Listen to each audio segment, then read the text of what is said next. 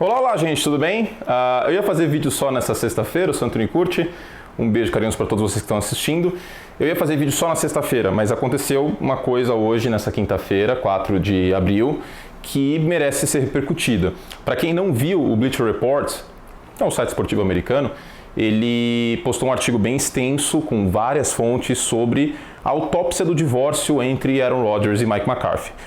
Bom, eu não vou traduzir o artigo inteiro, até gostaria de fazê-lo, mas eu não sou tradutor, eu gosto de ter minhas próprias opiniões e seria meio estranho, seria até plágio traduzir sem autorização deles, eles iam dar autorização também, mas a gente tem que repercutir de alguma forma esse artigo. Eu sei que tem muita gente que não fala inglês, então, de certa forma, eu faço um digesto aqui do que está nesse artigo do Bleacher Report. Para início de conversa, o que é o Bleacher Report?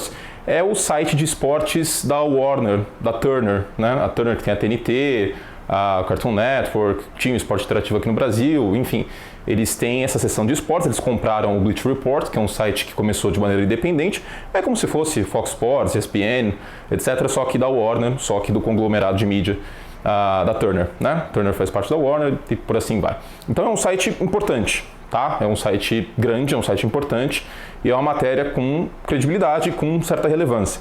Eu sei que alguns fãs do Aaron Rodgers ou do Green Bay Packers podem acabar negando a matéria, como em alguns momentos negaram alguns aspectos da personalidade do Aaron Rodgers, quando, por exemplo, o irmão dele entrou em conflito com ele no Twitter, eu já falo mais sobre, quando teve uma imagem do Rodgers dizendo stupid F, 3 pontinhos, call, ou seja, chamada de M, 3 pontinhos, alguns disseram, mas ele estava falando em relação ao juiz e não a chamada que o McCarthy fez.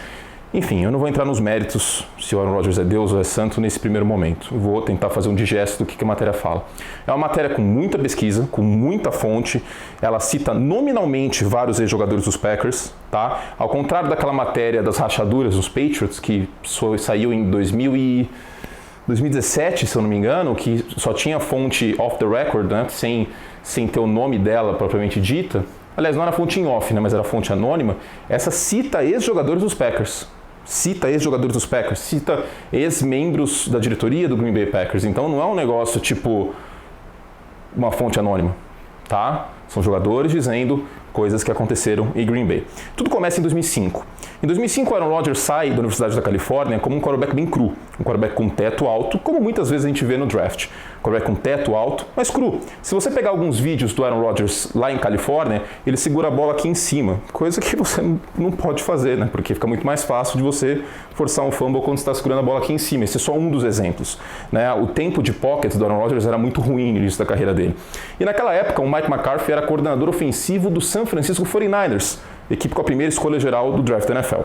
A questão é que o Aaron Rodgers jogou perto do estádio dos 49ers, né, o campus da Universidade da Califórnia em Berkeley, fica do lado de São Francisco. O Aaron Rodgers cresceu torcendo para o San Francisco 49ers e foi passado pelo San Francisco 49ers do Mike McCarthy, coordenador ofensivo, que na época nominalmente disse que o Alex Smith era um quarterback melhor que Aaron Rodgers. Hoje parece algo completamente surreal. Hoje é óbvio, por mais que o Rodgers tenha tido uma temporada ruim, é óbvio que o Alex Smith não é um quarterback melhor que o Aaron Rodgers, mas na época até fazia sentido. E a gente não pode culpar ninguém que tenha dito isso naquela época. O Alex Smith estava mais preparado para a NFL naquele momento que o Aaron Rodgers. O McCarthy não falou nada de absurdo. O problema é que, sendo passado pelos 49ers, esperado 2 horas na antessala do draft, com todo mundo vendo, eu escrevi uma crônica sobre o assunto inclusive, o Aaron Rodgers guardou aquilo dentro do coração, meu gato acaba de pular do sofá aqui, ele guardou isso dentro do coração e com rancor. E segundo fontes que foram entrevistadas pelo Bleacher Report, o Aaron Rodgers é o tipo de cara que é passivo-agressivo e que em vez de resolver problemas ele guarda dentro de si e não resolve, né? Então, houve ocasiões, por exemplo, que o Aaron Rodgers chegou a dizer mas você escolheu o Alex Smith, né? De maneira passiva-agressiva para o Mike McCarthy. É uma longa novela que começa lá em 2005 e se estende depois. O Mike McCarthy vira o head coach do Green Bay Packers e na época até chegou a ser falado, putz, mas os caras vão contratar um head coach que passou Aaron Rodgers, será que isso vai dar certo? No primeiro momento não foi problema, porque o Rodgers fica como reserva do Brett Favre até 2008. O primeiro ano do Aaron Rodgers como titular é em 2008, um quarterback muito mais polido do que aquele que a gente viu na Universidade da Califórnia. Pois bem, ano passa, o talento vai se esvaziando e a paciência do Aaron Rodgers também. Um dos pontos que o artigo levanta é que o Aaron Rodgers nunca respeitou o QI de futebol americano do Mike McCarthy. Por sua vez, o Mike McCarthy queria ser muito mais responsabilizado pelo sucesso do time, vale lembrar, os dois venceram o Super Bowl 45 juntos, do que ele era. Afinal de contas, o Aaron Rodgers é um gênio jogando. Então, o Mike McCarthy chegava a dizer, mas eu passei tempo com o Joe Montana nos Chiefs, eu sou um guru de quarterbacks. E aí tem fontes no artigo que dizem que o Mike McCarthy chegava a ir numa massagem ali no CT em vez de frequentar reuniões. Que o Ted Thompson, então, geralmente, chegava a cochilar em reuniões, em vez de endereçar o time. E também tem aquela questão de que o Thompson nunca colocou veteranos nesse elenco para meio que pressionar o Rodgers, ou ter, certa responsabilidade, em vez dele ser o grande pica das galáxias que era. Então, essa situação foi sendo alimentada. E exemplo do San Francisco 49ers com Jim Harbaugh, quando acabam as vitórias, acaba o amor.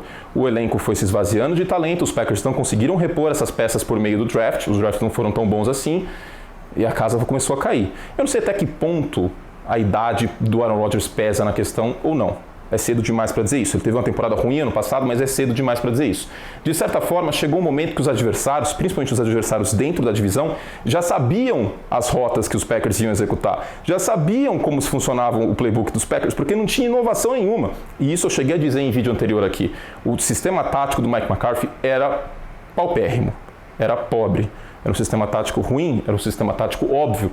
Se eu aqui no Brasil, que nunca pisei num campo de futebol americano profissional, conseguia ler, eu imagino que os coordenadores defensivos da NFL também faziam o mesmo. Isso ficou muito óbvio. Aquela rota slant começou a ficar manjada, por exemplo, né? Só para citar um dos exemplos.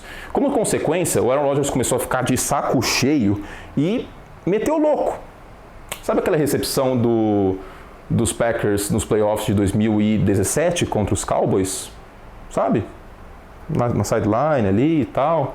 Então, aquela jogada foi desenhada pelo Aaron Rodgers no huddle. Aquela jogada não foi desenhada pelo Mike McCarthy. Não foi.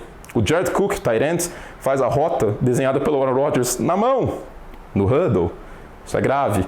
Isso é um dos sintomas pelo qual a gente fica assim, né? É uma grande jogada, mas constantemente o Aaron Rodgers começou a meter o louco, virar o super-homem e falar, eu vou resolver aqui mesmo e dane-se. As coisas foram começando a ficar cada vez mais graves, porque alguns jogadores foram começando a ficar de saco cheio da postura do Aaron Rodgers em alguns momentos. É narrado um episódio, e isso eu falei no podcast, isso já era sabido, porque o Greg Jennings já mencionou essa questão, de que num jogo de temporada regular contra o San Francisco 49ers, o Carlos Rogers, cornerback dos 49ers, chegou e falou assim, cara, por que você está executando tantas rotas curtas? Aí ele responde, o Jennings, sabe como é, né? Ano de contrato. Claro, ele não pode ter tanto volume assim, porque senão o preço dele vai ser mais caro, né? Foi isso que ele quis dizer. O Aaron Rodgers chega e fala, vocês podem ter ano que vem. É ser meio babaca demais fazer isso, né? Então, esse é um dos muitos exemplos, né? E outro exemplo, que eu cheguei a colocar a jogada no Twitter, o Equanimeous St. Brown era calouro no ano passado, draftado no meio do draft de 2018, o recebedor que jogou em Notre Dame. E aí, em meio a esse fogo cruzado, ele começou a ficar com medo de que o Aaron Rodgers desse gelo nele se ele não cumprisse as ordens do Rodgers, em vez de executar a jogada desenhada e chamada pelo Mike McCarthy.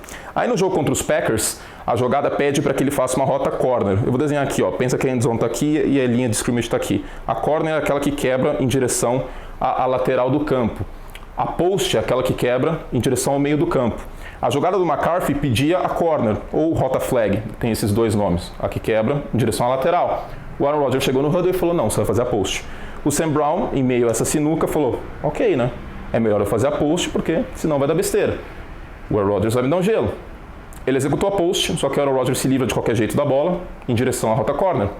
E aí, o que acontece? O técnico de wide receivers dos Packers fica pistola com o Sam Brown. Esse é um dos muitos exemplos que a matéria cita. Claro, é uma matéria que cita sobre o passado dos Packers, né? O Matt LaFleur, contratado agora, é um cara de uma reputação de muita inteligência e a gente pensa que um cara mais inteligente, um cara com mais pulso, um novo começo, possa colocar o Aaron Rodgers na linha, por assim dizer. Mas ninguém sabe se isso vai acontecer ou não. Talvez esse artigo estourando do jeito que está estourando, faça ele baixar um pouco a bola, porque tem muita coisa ali que não dá para acusar como se fosse fake news, porque tá explícito. E tem exemplos de jogadas e momentos que isso aconteceu. Eu falei bastante sobre isso no ano passado, como era nítido que Aaron Rodgers simplesmente mudava a jogada na linha de scrimmage e dane-se. Ou era nítido que ele se livrava da bola para não forçar uma interceptação. Olha os números de interceptações do Aaron Rodgers ano passado. Foram minúsculos. Só que olha a produção dele, a porcentagem de passos completos. Também foi baixa. Então, eu sei que vai ter um tonto ou outro. Curte e torce pros Bears, ele tá feliz. Mas é triste, né? Como fã de futebol americano, é triste ver essa bola de neve que se desenrolou no Green Bay Packers e a gente foi privado de, queira ou não, eu sou um profissional que cobre futebol americano, quero ver grandes lances, né? Por exemplo, esse jogo entre Packers e Cowboys foi um jogaço, eu torcendo pros Bears ou não. Foi um jogo que, eu guardei na memória com muito carinho. Eu lembro até onde eu tava nesse momento da jogada. Eu tava no estúdio, tava o Everaldo e o Paulo nesse jogo, eu tava no estúdio para entrar na próxima partida, que eu nem lembro qual foi, que eu comentei naqueles playoffs, mas eu lembro daquela jogada. E lembro da minha reação, eu lembro até onde eu estava sentado no estúdio. Então a gente foi privado de lances como esse. Claro que esse lance foi resultado desse momento super-homem do Rodgers, que acabou dando certo, mas poderia dar errado, como deu errado o lance do Sam Brown. Mas esse divórcio foi ruim para o futebol americano. E foi ruim para os Packers, queira ou não, né? Os Packers agora têm um recomeço, os Packers têm um novo treinador e a gente vê como que isso vai daqui para frente. Eu cheguei a mencionar que a demissão do Mike McCarthy era importante justamente isso, por um processo de filtragem, para a gente saber se o problema era o Aaron Rodgers, se era o Mike McCarthy, se eram os dois, como que as coisas se desenrolariam. E chegamos a esse ponto, né? Vamos ver daqui para frente. Eu vou colocar na descrição do vídeo o link para o artigo em inglês para vocês aí em casa lerem. Se vocês falam inglês, recomendo muito a leitura, tem tudo lá explicadinho. Tem um monte de coisa que eu não citei aqui no vídeo, como essa questão da treta do Rodgers com a família, né? O Aaron Rodgers não fala com a família dele, o irmão dele é brigado com o Rodgers, o irmão dele é comentarista nos Estados Unidos. Teve um episódio até que eu cheguei a twittar, que foi naqueles incêndios da Califórnia, e o Aaron Rodgers começou uma campanha de conscientização e arrecadar fundos, e aí o irmão dele deu outro tweet dizendo: que maravilha, você fala para espalhar amor e arrecadar fundos, mas você não ligou para sua própria mãe para saber se ela estava bem. E isso estourou que nem uma bomba no passado e foi um dos exemplos sobre isso. Também esse irmão esteve no The Bachelor, que é um reality show de encontro nos Estados Unidos, para arranjar um novo parceiro, etc, etc. E aí teve um jantar na casa dos pais e tinha 2 cadeiras separadas por Aaron Rodgers e para Olivia Munn, na época a namorada do Rodgers, e ele não foi. Então, ele não fala com a família, o Mike McCarthy chegou a tentar intervir para que ele fosse um homem melhor, etc. E o Rodgers virou e falou: cuida da sua vida. Há várias fontes no artigo que dizem que o Aaron Rodgers é super sensível e chiliquento e que ele não lida bem com críticas e age de maneira passivo-agressiva. Então, se forem verdade, e tem tudo para ser, porque existem exemplos, né, como eu falei, esse caso do The Bachelor, você não falar com seu irmão, com sua mãe, etc, etc, sem nenhum motivo muito aparente em relação a isso, é complicado. Então, é tensa, é uma situação tensa, né? Além do jogador Aaron Rodgers, mas do homem Aaron Rodgers. Vamos ver como isso desenvolve, vamos ver se de alguma forma esse artigo faz com que ele tenha uma crise de consciência, não sei.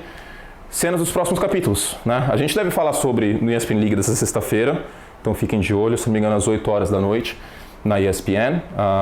Tô curioso para ver a opinião do Paulo sobre isso, o programa vai ser legal se tiver esse assunto, vai ser quente. E é isso, tá bom? Gente, as camisetas que eu uso, estamos em modo draft já, olha que maravilha. Estão em shop.profutbol.com.br, tá bom? shop.profutbol.com.br, que é o novo endereço da loja do Action Shop.